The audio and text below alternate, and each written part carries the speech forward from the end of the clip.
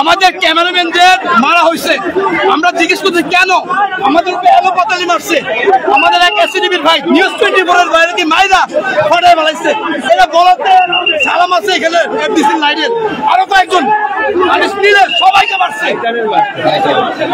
মিশা division পরিষদের সংবাদ বা শপথ গ্রহণ শেষে শপথ গ্রহণের ঠিক 20 থেকে 20 মিনিট শেষে হঠাৎ করে সাংবাদিকদের উপর অতর্কিত হামলা শুরু হয়েছে। সেখানে অনেক ক্যামেরাম্যান আহত হয়েছেন, যারা ক্যামেরাম্যান রয়েছেন, ক্যামেরা পার্সন রয়েছেন, তারা আহত হয়েছেন।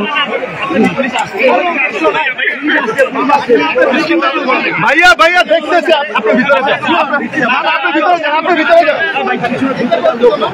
আচ্ছা মিশা ভাই আপনি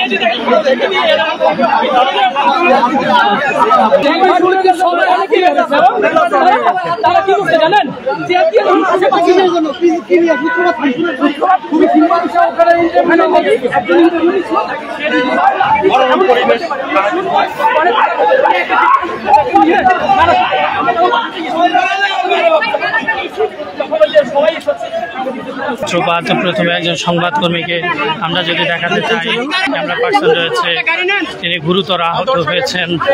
তাকে নিয়ে আসলে গাড়িতে করে আসলে হাসপাতালের দিকে রওনা দেওয়া হচ্ছে। সবকিছু মিলিয়ে এফডিসি যে পরিবেশ,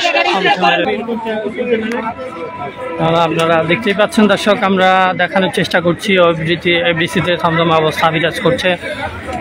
এখনো পর্যন্ত আমরা যেটি দেখেছি, আইন শৃঙ্খলা রক্ষাকারী বাহিনীর সদস্য যারা এসেছেন খুবই সামান্য, তারা খুবই অপ্রতুল। যে শিল্পীদের এমন আচরণ আসলে অনেকেই তাদের কাছ থেকে প্রত্যাশা করেনি।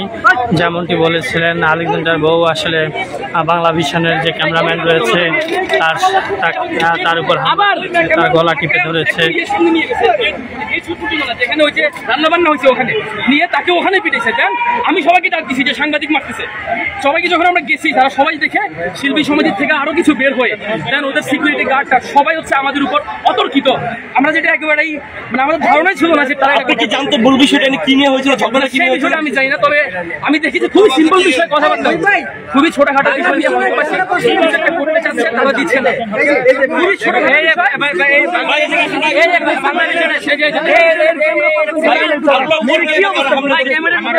তারপর আমাকে অনেক মারধর করছে। আপনার হাতে আঘাত পাইছে তো, একটা দেখেন পিঠে অনেক জায়গায়। হাতটা দেখেন, হাতটা দেখেন, হাতটা দেখাও, হাতটা দেখাও, নাইম হাতটা দেখাও, দেখাও দেখাও।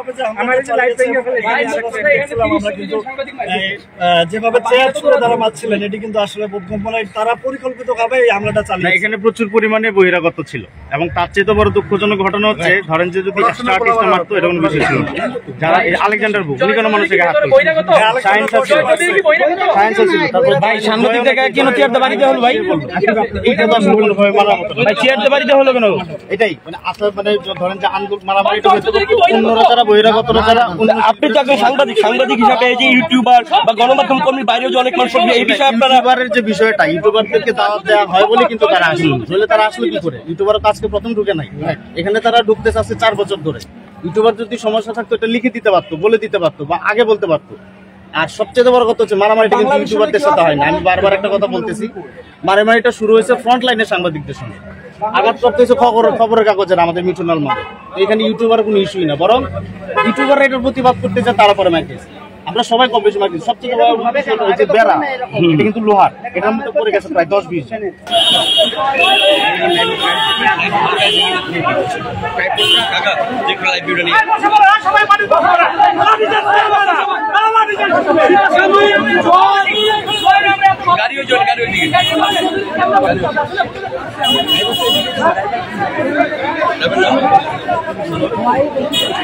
প্রচুর মারামারি হয়েছে বুঝছো?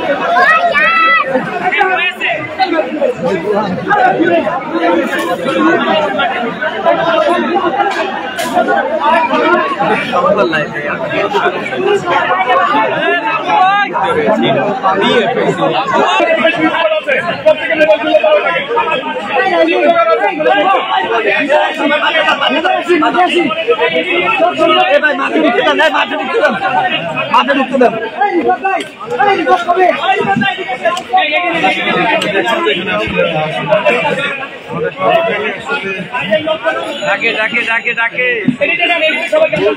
ডাকে ডাকে ডাকে সাংবাদিক ছিল যাকে প্রথমে আক্রমণ করা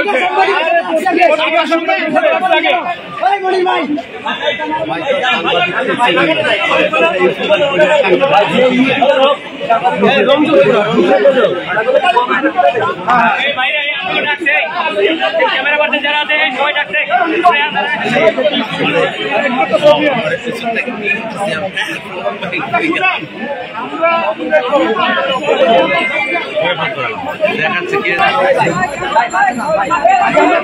আরো সাংবাদিক টাকা সাংবাদিক করে যারা যারা লিঙ্ক আছে